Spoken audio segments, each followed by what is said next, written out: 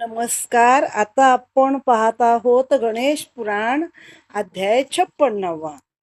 तू सुख करता तू दुःख हरता विघ्न विनाशक मोरया. संकटी रक्षी शरण तुला मी गणपती बाप्पा मोरया. मंगल मूर्ती मोरया, गणपती बाप्पा मोरया. तू सकलांचा भाग्य विधाता, तू विद्येचा स्वामी दाता. ज्ञानदीप उजळोनी आमुचा, निमवी नैराशाला. संकटी रक्षी शरण तुला मी गणपती बाप्पा मोरया. मंगल मूर्ती मोरया, गणपती बाप्पा मोरया. आता आपण हा अध्याय 56वा पाहत आहोत. याच्यामध्ये चंद्रागद राजा राजधानीला परत आला ही कथा आहे. मागच्या अध्यायात इंदुमती नावाच्या त्या राणीचा चंद्रांगद हा जो पती आहे तो नागकन्यांनी त्याला तुरुंगामध्ये टाकलेला आहे. तो पाण्यात आंघोळीला गेला तेव्हा त्या घेऊन गेल्या आणि त्याच्या मागे लागल्या होत्या की तू आमच्याशी लग्न कर. तो म्हणला आम्ही सोमवंशाचे राजे आहोत, आमचं एकपत्नी व्रताचं पालन असतं, आम्ही काही लग्न करू शकत नाही, म्हणून त्याने तुरुंगात टाकलेला आहे.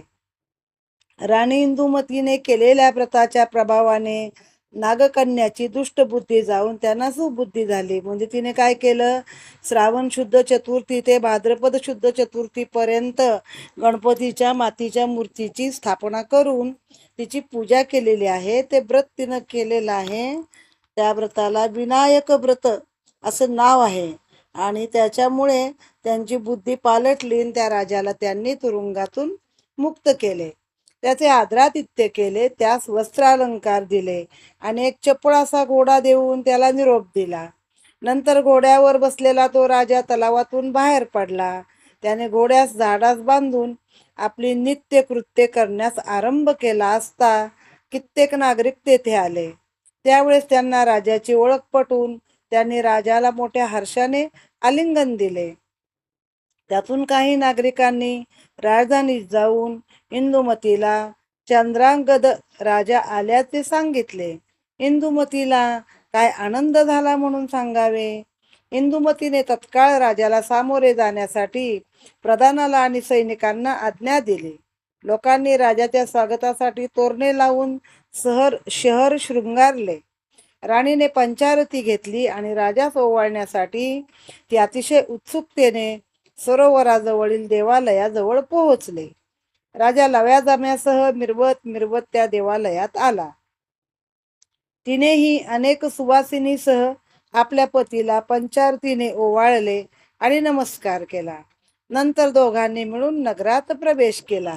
इंदुमतीने गजानन व्रताच्या पुण्याईने आपली भेट कशी झाली त्याचे सविस्तर वर्णन त्या राजाला सांगितले.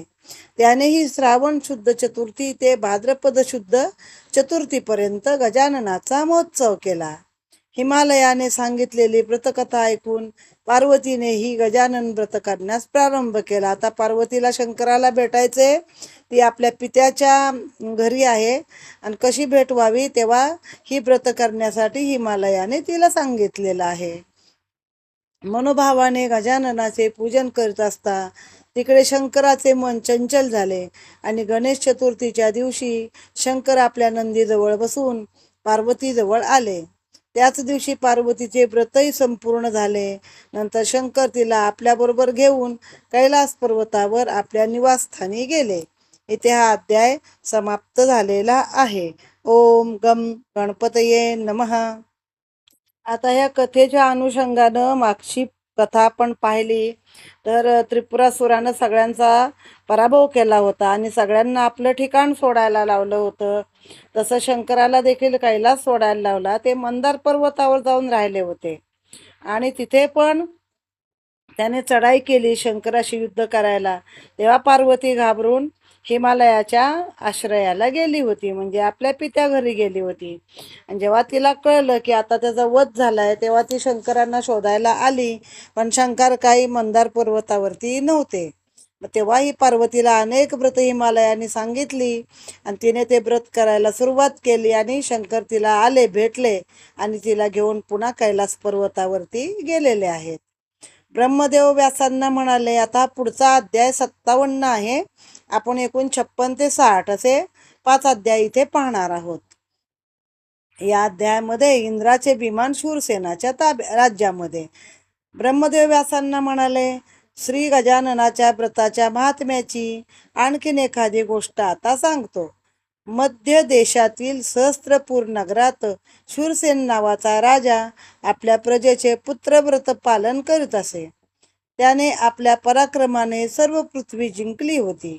त्या राजाची महापतिव्रता पुण्यशालिनी नावाची त्रिभुवनात सुंदर अशी पत्नी होती. तिचे पातिव्रत्य अरुंधती, अनुसया यांच्यापेक्षाही अतिश्रेष्ठ होते. ही अनुसया कुणाची? अत्रि ऋषींची. आणि पार्वती कुणाची? ही अरुंधती कुणाची? अगस्तींची. नाही, अगस्तींची लोपामुद्रा पत्नी आहे. तर ते ह्यांच्यापेक्षा तिचं पातिव्रत्य अधिक आहे. मग हे जातात नेहमी काय करायला? त्या बाईचं गर्भहरण. असाच दत्तात्रय अवतार झाला आहे ना. एके दिवशी तो शूरसेन राजा आपल्या प्रधानासह राजसभेत बसला असता दिपवून टाकणारा लख्ख प्रकाश पडला आणि सुश्राव्य गायनाचे मधुर सूर त्याच्या कानी आले. राजाने हे मधुर सूर कोठून येत आहेत असे जाणून घेण्यासाठी आपल्या सेवकांना आज्ञा केली. त्यांनी राजवाड्याच्या बाहेर येऊन जेव्हा इकडे तिकडे पाहिले तेव्हा आकाशातून एक तेजस्वी विमान जात होते. सेवकातील एक सेवक कुष्टी होता. त्याची दृष्टी त्या विमानावर पडताच त्याची गती मंद होऊन ते दिव्य विमान खाली जमिनीवर उतरले. ही बातमी राजाला कळताच तो त्या विमानाजवळ आला. तेव्हा ते विमान इंद्राचे असून त्यात प्रत्यक्ष इंद्रदेव बसले आहेत असे त्याला दिसले. राजाने नमस्कार करून त्याची प्रार्थना करण्यास सुरुवात केली. हे इंद्रा, तुझ्या दर्शनाने आज मी धन्य झालो. 100 अश्वमेध यज्ञ करणाऱ्यास मिळणाऱ्या पुण्या इतके पुण्य आज तुझ्या दर्शनाने मला झालेले आहे. हे इंद्रदेवा, आपण कोठे निघाला आहात आणि आपले विमान या भूमीवर का उतरविले याचे कारण मला कृपा करून सांगा. इंद्र म्हणाले, नारदाने मला एक अद्भुत वर्तमान सांगितले. ते पाहण्यासाठी मी विमानातून भृशुंडी ऋषींच्या आश्रमात गेलो. ऋषींनी गजाननाची खडतर तपश्चर्या करून स्वतःस गजानत्व प्राप्त करून घेतले आहे. तेथे जाऊन त्या गजानन स्वरूपी भृशुंडी ऋषींचे दर्शन घेऊन मी परत येत असता तुझ्या एका पापी आणि कुष्ठी सेवकाच्या दृष्टीपाताने विमानाची गती कुंठित होऊन ते जमिनीवर उतरले. त्यावर तो शूरसेन राजा इंद्रास म्हणाला, आपण ज्या गजानन स्वरूप भृशुंडी ऋषींच्या दर्शनास गेला होता त्या परम तपस्वी ऋषींचे अद्भुत चरित्र आपण मला सांगावे. बघा, आता राजाने त्याला सेवेत ठेवलंय. मग राजाला काही एतराज नाही, राजाला काही झालं नाही, पण ह्याला मात्र त्रास झालाय. कशात? तर त्याच्या विमानाची गती कमी झाली. आता काय माहिती. आता पुढील अध्यायामध्ये आपण भृशुंडी ऋषींचा उपदेश ऐकूया. अध्याय 58 पुढचा आहे. हा अध्याय इथे समाप्त. ओम गम गणपतये नमः. श्री गणेशाय नमः. अध्याय 58 आहे. भृशुंडीला उपदेश. शूरसेन राजा इंद्राला म्हणाला, दंडकारण्याच्या आसपासच्या प्रदेशात नंदन नावाच्या नगरात अत्यंत पापी आणि दुष्ट असा एक धीवर राहत असे. तो लहानपणापासून चोरी करण्यात पटाईत होता. लोकांना त्रास देऊन तो त्यांच्या मौल्यवान वस्तू चोरत असे, पळवीत असे.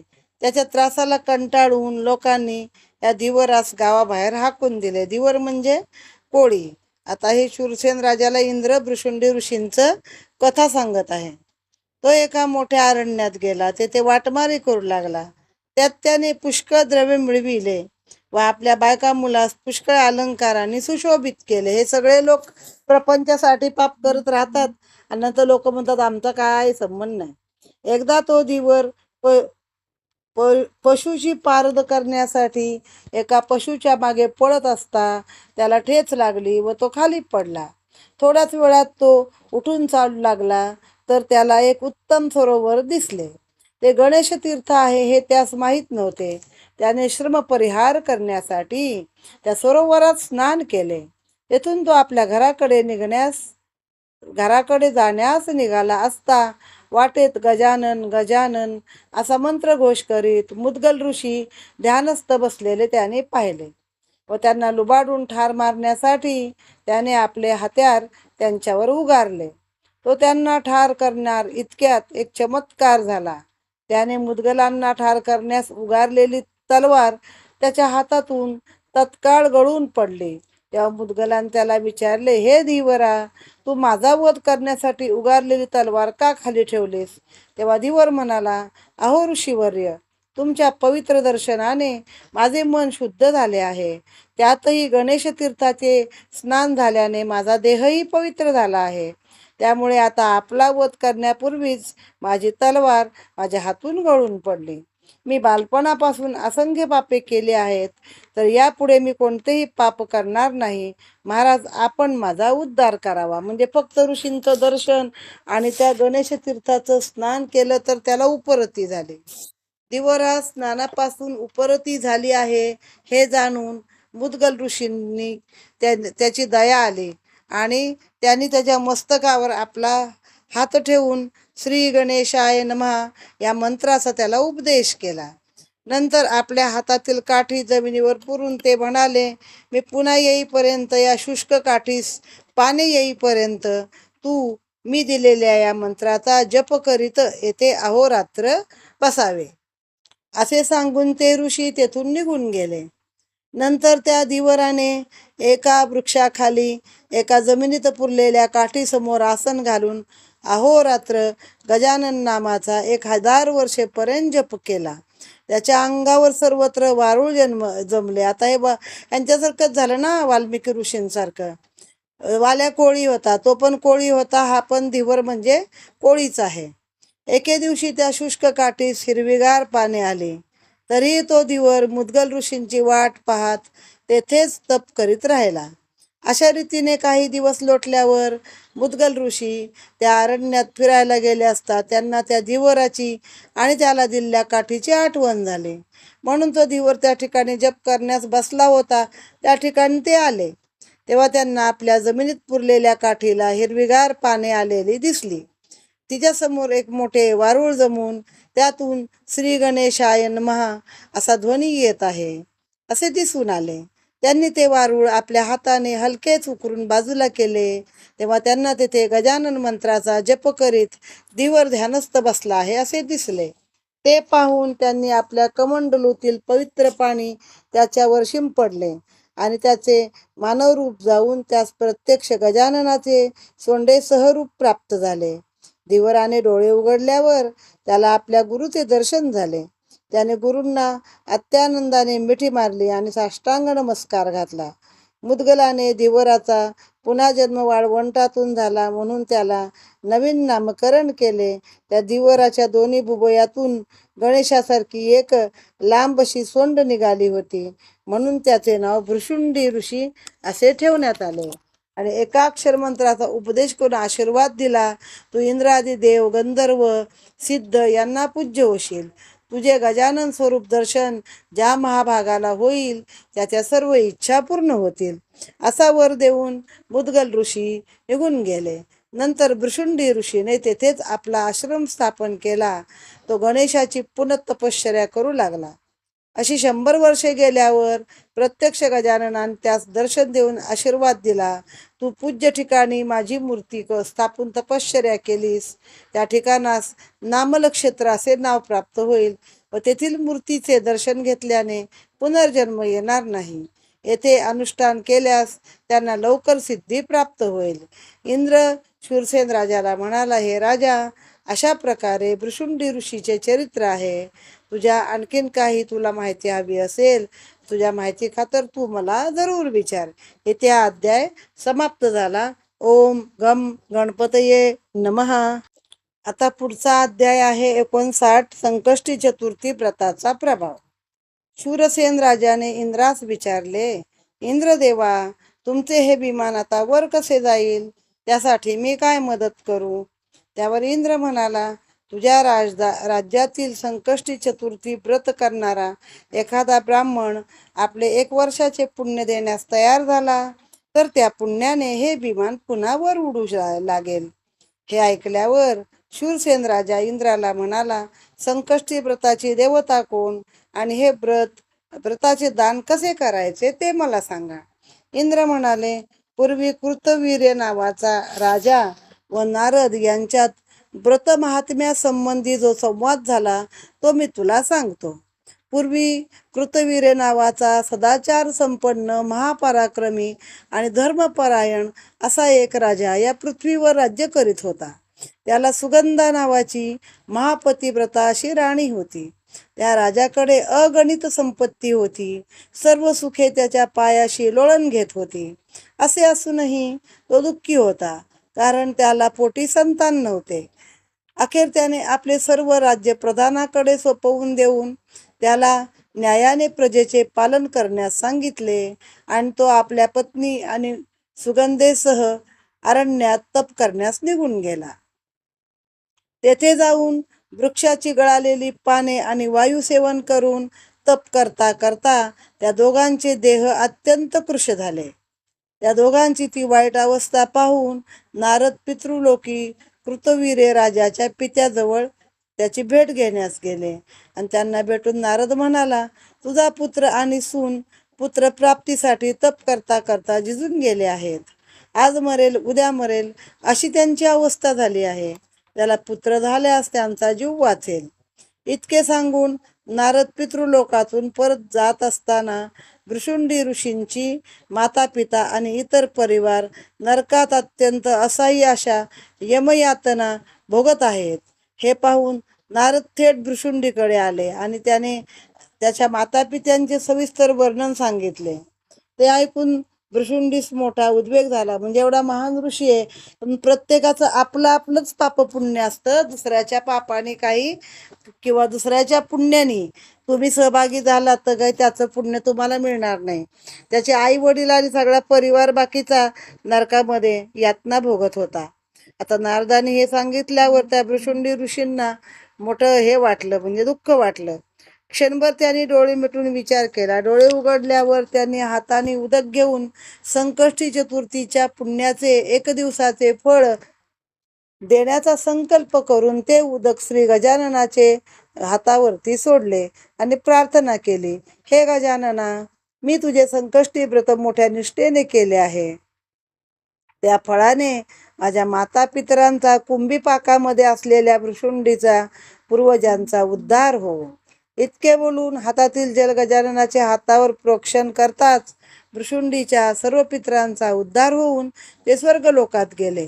इतके सांगून इंद्र शूरसेन राजाला म्हणाला, 1 दिवसाच्या संकष्टी चतुर्थी व्रताचे जे फळ आहे ते ज्याने आजन्म हे व्रत स्वीकारले असेल त्याच्या पुण्याईने हे विमान सहज आकाशामध्ये उड्डाण करू शकेल. ओम गम गणपतये नमः. हा अध्याय इथे समाप्त. आणि आता अध्याय 60वा. कृतवीर्याच्या पूर्वजन्माची कथा. म्हणजे जो राजा आणि त्याची बायको सुगंधा पुत्रप्राप्तीसाठी जंगलामध्ये तप करतात, अगदी असे क्षीण झाले आहेत, झिजले आहेत. आणि नारदाने त्याच्या पित्रांना जाऊन सांगितलं की आता नाही जर त्यांना पुत्रप्राप्ती झाली तर ते एवढे पुरुष झालेत की आज मरतील उद्या मरतील. आता पुढे काय झालं ती कथा, तर त्याच्या पूर्वजन्माची कथा आधी मी सांगतो आहे. हे इंद्र म्हणाला, हे शूरसेना, तुला अरण्यात कृश होऊन मरणोन्मुख झालेल्या कृतवीर्य राजाची कथा पुढे सांगतो. नारदाने कृतवीर्य राजाच्या मुलाला पुत्र संतान नसल्याने म्हणजे वडिलांना सांगितली, ती मुलाला नाही, म्हणजे तुमच्या मुलाला नाहीये बाबा पुत्र संतान असं त्याच्या पित्याला जाऊन सांगितलं.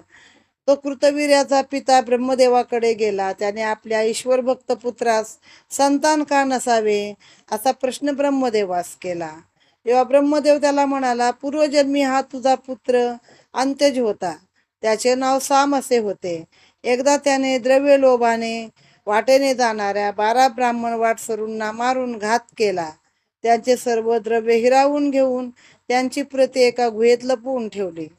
त्या दिवशी माघ कृष्ण चतुर्थी होती आणि सकाळपासून संध्याकाळपर्यंत त्या कृत्याने त्याला उपास घडला होता. रात्री चंद्रोदयाचे सुमारास तो घरी आला. आपल्या मुलाच्या गणेश नावाच्या पुत्राला म्हणाला, गणेशा गणेशा गणेशा अशा हाका मारू लागला. तो आल्यावर त्या दोघांनी चंद्रदर्शनानंतर भोजन केले. तेव्हा त्याला अज्ञानानेच चतुर्थीचा उपवास घडला आणि पुण्य प्राप्त झाले. त्या पुण्याने त्या स्वर्ग प्राप्त झाला. जेव्हा त्याची पुण्याई संपली तेव्हा तुझा पुत्र कृतवीर्य हा राजकुळात जन्म पावला. परंतु त्याने पूर्वी ब्रह्महत्या केली असल्याने त्यास पुत्र संतान नाही.